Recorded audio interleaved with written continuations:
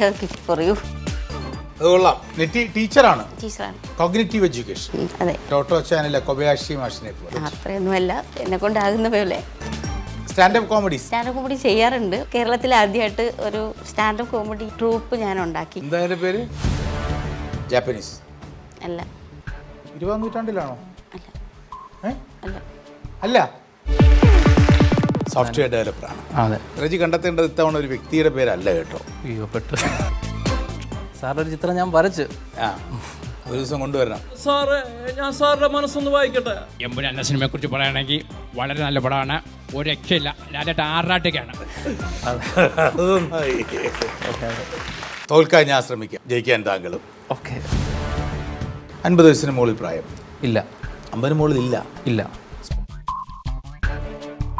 ഒന്നിൽ കൂടുതലാണോ ചോദിച്ചാൽ? ഉണ്ട്. അല്ലേ ഞാൻ ചോദിച്ചുകൊണ്ടിരിക്കുന്നത്.